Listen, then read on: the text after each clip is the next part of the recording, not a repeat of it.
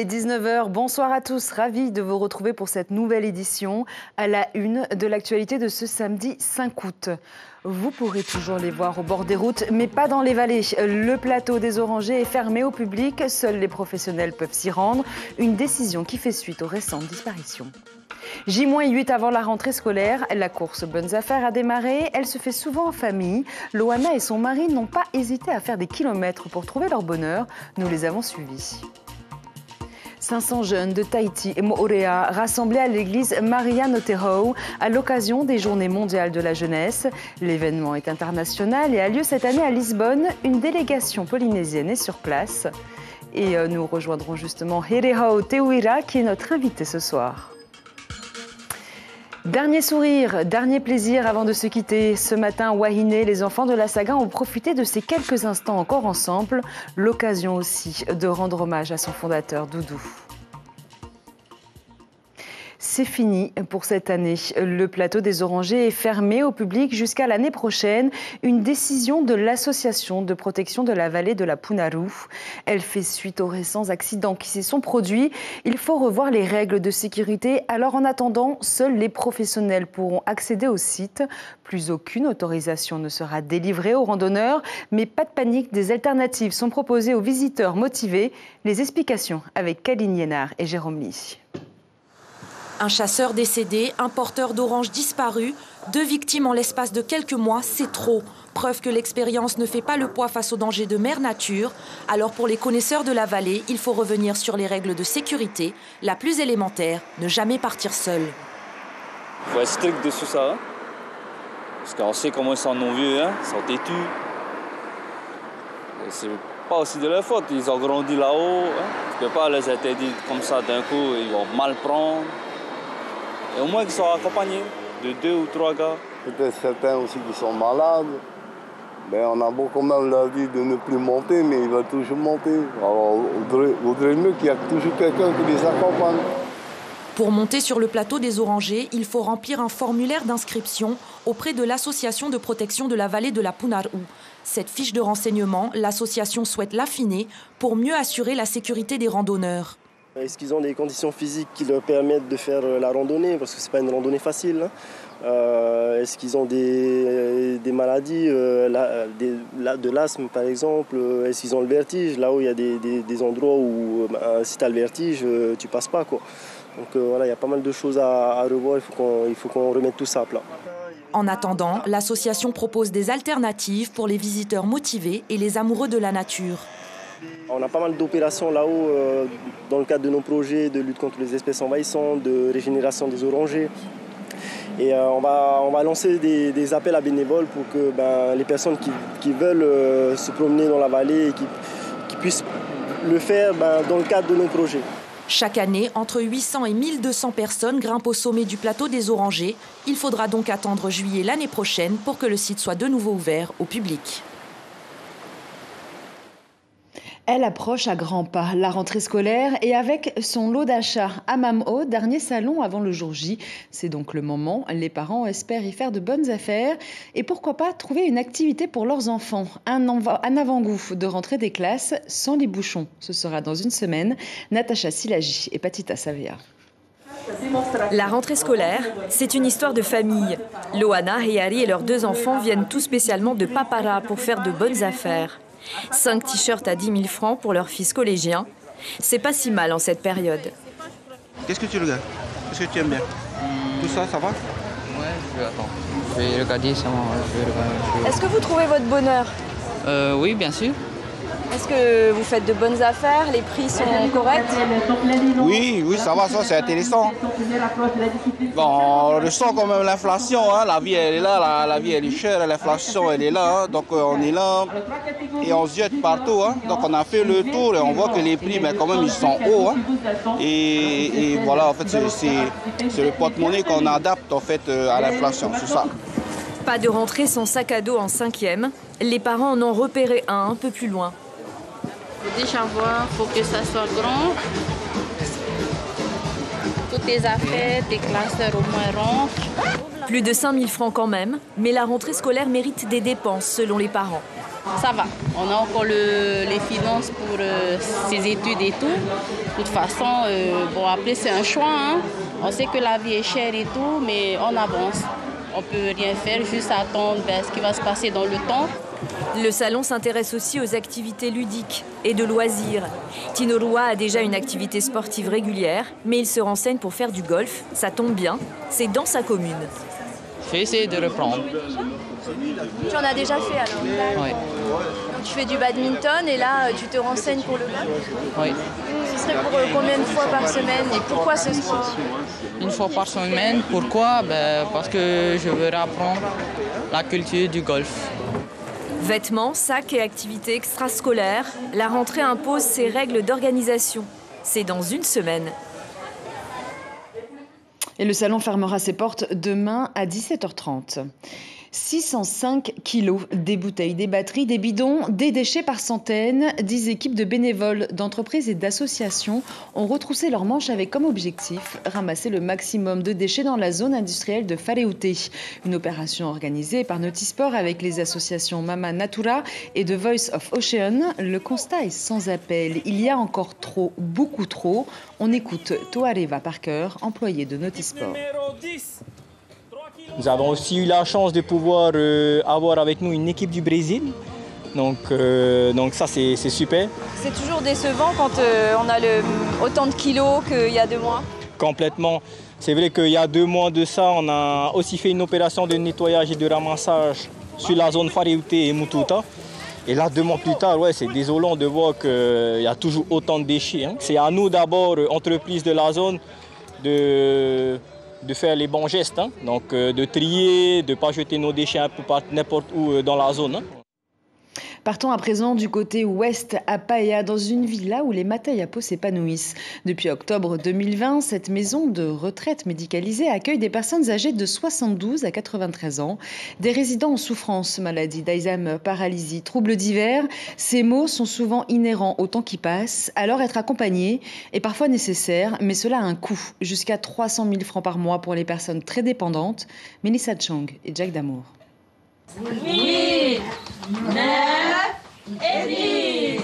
Ces Matahiapo lèvent les bras avec le sourire, un geste qui peut paraître anodin. Mais après 75 ans, il est plus difficile de coordonner les mouvements de son corps. Alors les 9 résidents de la Villa Matahiapo s'appliquent et surtout s'amusent pendant les jeux de rééducation. On s'occupe bien de nous. Quand je vais à la douche, il y a une maman qui est toujours avec moi pour me nettoyer, enfin, pour me brosser le dos et tout. Hein. Mais c'est bien, elles sont super. Ces mamans, comme elles les appellent, ce sont les 6 auxiliaires de vie qui se relaient chaque jour pour assurer une assistance 24 heures sur 24 des résidents. Nous, Polynésiens, on a ce don du soin. On aime partager, on aime prendre soin des gens qui nous entourent. Et moi, ça m'a toujours plu d'aider. Ici, on stimule la motricité, le langage, mais on garde aussi un lien étroit avec les familles. Après de longues années de soins à la maison, Madji a opté pour un bungalow individuel pour Jean-Marie, son époux, qui souffre de la maladie d'Alzheimer. J'ai jamais accepté cette maladie. Jamais. J'ai dit non, c'est pas possible. Toi, tu peux pas avoir. Et au fur et à mesure du temps, des jours, je voyais qu'il commençait vraiment à sombrer et tout. Puis ça devient un peu lourd, très, très lourd. Dans cette résidence nichée au cœur de la montagne, les petites attentions réchauffent le cœur au quotidien. Allez, fais-moi le câlin, mamie. Tu es prête? 1, 2 et 3. Et pour les moins frileux, la piscine est toujours accessible pour les exercices de natation adaptés. Tu adores la piscine? Oui. Tu y vas te baigner tout le temps? Quand je peux. On utilise beaucoup la piscine, on a un adepte pour ça. Il vient le matin, à midi et même le soir, hein, donc il s'y plaît beaucoup. Et en même temps, ça favorise justement les mouvements hein, qui sont adaptés pour sa colonne vertébrale. Et voilà, hein, il est heureux, quoi. Hein. Être heureux tout en étant bien entouré pour vivre enfin sa vieillesse avec sérénité et légèreté. 500 jeunes des paroisses de Tahiti et de Moorea rassemblés à l'église Maria Notehau à l'occasion des Journées mondiales de la jeunesse. Le thème cette année, Marie se leva et partit en hâte. Demain, les jeunes fidèles marcheront jusqu'au parc Paufei où se déroulera ensuite une grande messe. 3 jours de pèlerinage riche en enseignements pour cette jeunesse catholique du Fénois. On écoute Haamoe de la paroisse de Moorea et le diacre Antonio Fiu. Ils sont au micro de Sandro Ly et Jérôme Ly. Ça leur permet aussi de connaître d'autres jeunes et de voir en fait ce qui se passe dans le monde. Parce qu'en fait, ce qu'on vit là ce week-end, c'est ce que les jeunes de Lisbonne vivent aussi. Aujourd'hui, nous avons eu le matin les différentes interventions de Vaimatari, le Matari et Père Olivier. C'est les enseignements concernant le thème Marie se leva et partit avec hâte. Et cet après-midi, les jeunes de SICA ont mis en place des grands jeux pour justement que ces jeunes aussi se dépensent. Et non pas se dépenser parce qu'il faut jouer, mais toujours avec ce thème de la Vierge Marie qui donne sens à ce que je fais tous les jours, tous les efforts, tous ces moments-là. Et une jeunesse polynésienne en symbiose avec le rassemblement des JMJ qui se déroule actuellement à Lisbonne au Portugal. Cet événement mondial créé en 1984 par Jean-Paul II est le 4e pour le pape François. Le souverain pontife a été acclamé par plus de 800 000 jeunes fidèles venus d'un peu partout dans le monde. Parmi cette liesse de pèlerins, 44 jeunes du Fénois. Partis pour un pèlerinage de 3 semaines, ils ont découvert le Saint-Père et dans quelques minutes, ils se réuniront pour la messe de clôture des JMJ célébrée par le pape. Nous retrouvons en direct de la capitale portugaise, Erehau Teuira, membre de la délégation polynésienne Yaorana. Bonjour, Yaorana, toute la Polynésie française. Merci d'être avec nous, de si bon matin pour vous. Alors, vous avez rencontré le pape, c'était une première. Quelle émotion ? Alors oui, c'était une première pour nous. Il y a eu beaucoup d'émotions, beaucoup de joie notamment. Et on a tous été très émus et touchés par la venue du pape. Et rien qu'à sa vue, certains même ont beaucoup pleuré. Qu'est-ce qu'il est ressorti de cette rencontre ? Alors, qu'est-ce qu'il en est ressorti ? Le pape nous a exhortés à certaines choses, mais il a surtout adopté un discours de sûreté, il a rassuré la jeunesse. Et nous, pour les Polynésiens, on en ressort avec beaucoup de courage, avec beaucoup de force, avec beaucoup de confiance pour l'avenir. Alors du coup, là, vous êtes donc au JMJ, c'est la première après le Covid. C'est l'occasion de rencontrer donc une jeunesse d'ailleurs dans le monde. Du coup, est-ce que vous avez eu l'occasion justement de pouvoir aller à leur rencontre ? Et j'imagine, si oui, de quoi est-ce qu'il y a des échanges qui en sont ressortis, des projets peut-être aussi ? Bien sûr, il y a... C'est là où l'Église catholique, le nom de l'Église catholique prend tout son sens. L'Église catholique veut dire l'Église universelle. Et on a fait beaucoup de rencontres durant les JMJ. Tantôt, on pouvait rencontrer des gens venant d'Asie, par exemple de la Corée du Sud, et la seconde d'après venant d'Espagne ou bien même d'Amérique latine. C'était fou ce qu'on pouvait faire comme expérience avec tous ces jeunes. Partager la vision de notre foi, comment on peut vivre, quelle est la perspective de la vision qu'on a du Christ et partager nos différences pour faire une richesse autour d'une même foi. Et alors du coup, quel bilan vous allez tirer de ces JMJ ? Parce que c'est la fin, aujourd'hui on l'a dit, vous allez clôturer justement par une grande messe. Quel est le bilan que vous faites de ces JMJ ? Alors déjà, si on parle d'un point de vue pragmatique, le bilan il se fait d'abord individuellement avec la sensibilité que peut avoir chaque personne selon son degré de foi et ce qu'il aura pu ressentir. Mais très globalement, on en ressort tous heureux de cette expérience et on en repart qu'avec de bons souvenirs et comme je dis, avec une certaine confiance impulsée par le pape. Alors, les JMJ se terminent, mais pas le pèlerinage. Vous avez d'autres étapes qui vont arriver derrière. Est-ce que vous pouvez nous expliquer un petit peu qu'est-ce qui vous attend dans la suite de ce pèlerinage-là ? Alors, très prochainement, on va se rendre en Espagne, au sein de la ville d'Avila, puis ensuite partir pour la France, à Rocamadour, et terminer le périple en partant vers Nevers, où repose le corps de Sainte Bernadette de Soubirous, et ensuite repartir sur Paris pour prendre l'avion et retourner à Papeete. Mais pourquoi ces étapes ? Eh bien, c'est tout un pèlerinage pour nous. Par exemple, on a commencé notre pèlerinage en fin début août, pardon, enfin fin juillet, excusez-moi, en allant au sanctuaire de Lourdes, donc là où il y a eu les apparitions de la Vierge Marie avec Bernadette de Soubirous. Et ce qui est intéressant dans tout ça, c'est qu'on termine notre pèlerinage en allant à Nevers, où repose le corps de Bernadette de Soubirous. Mais toutes ces étapes, c'est vraiment, comment dire, ce sont des étapes importantes qui marquent vraiment la venue du pape et c'est tout un cheminement de foi. Merci beaucoup, Heleo, pour toutes ces informations. Merci. Merci, bonne journée à vous. Et retour à Tahiti à présent, 50 ans d'existence. Le concessionnaire automobile Nippon Tomoto de l'homme d'affaires Narii Fojera fête aujourd'hui son demi-siècle au Whenua. Pour l'occasion, des activités sportives et récréatives organisées au parc Aoreiti Nihau à Pirée. Parmi les participants, quelques fans de la marque japonaise réunis en association. Image signée Hubert Liao.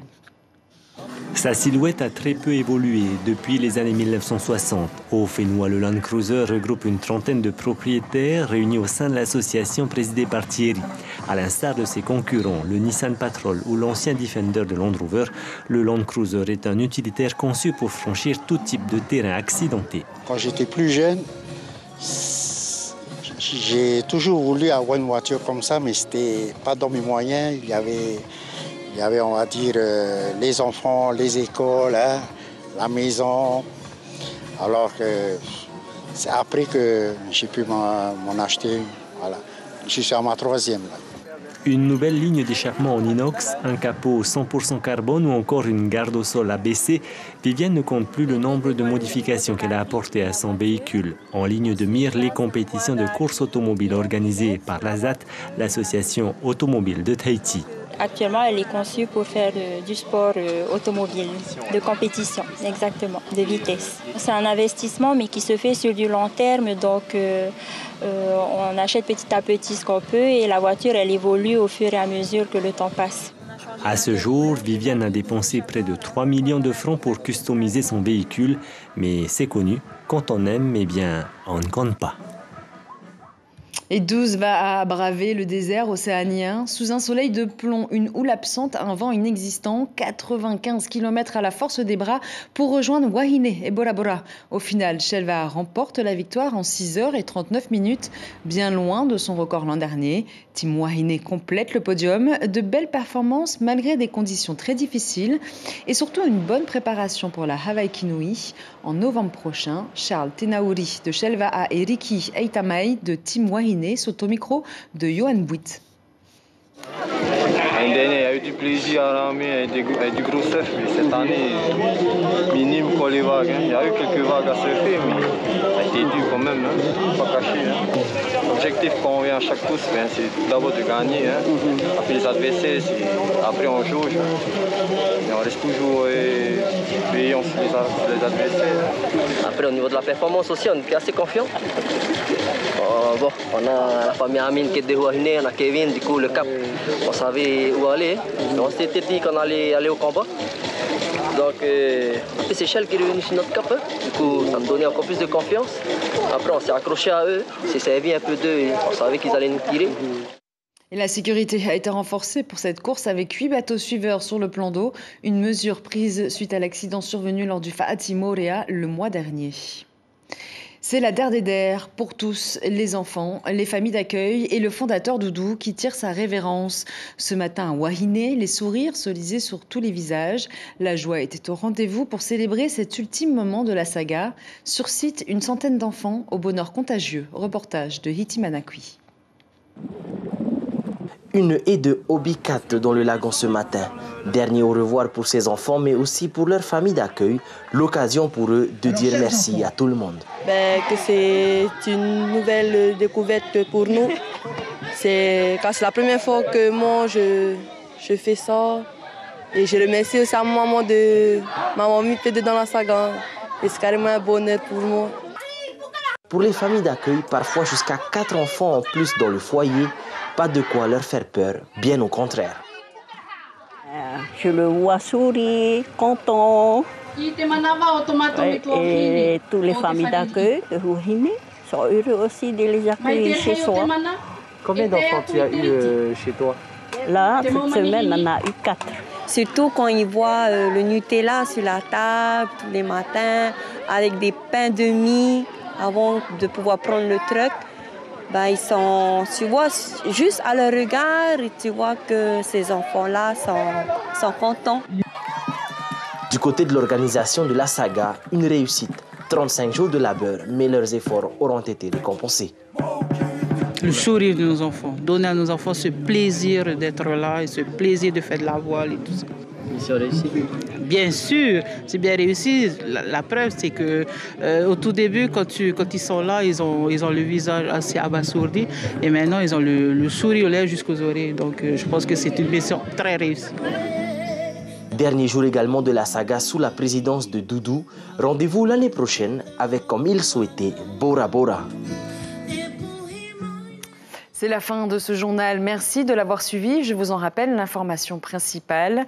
2 victimes en quelques mois, c'est trop, beaucoup trop. Le site est donc fermé au public. Le temps de revoir les règles de sécurité et ainsi éviter de nouveaux accidents. En attendant, pas de panique, des alternatives sont proposées aux visiteurs. Au programme de votre soirée, la saga Azucar et la suite de la Coupe du Monde féminine avec les 8e de finale. Pays-Bas contre Afrique du Sud, suivi de Suède face aux championnes du monde en titre, les Américaines. Et je vous souhaite à tous une très belle soirée. Retrouvez l'information demain matin dès 7h sur vos ondes Radio Polynésie, la première avec Mélissa Chong.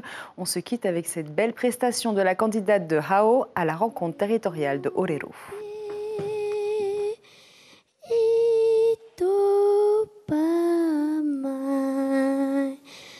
Norum ngamai kitera ngie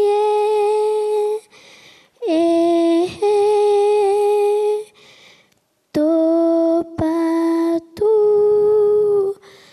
na topatu na wato riki riki wato nene fararate matangi mo wake. L'information en continu sur Polynésie la première, Internet et réseaux sociaux.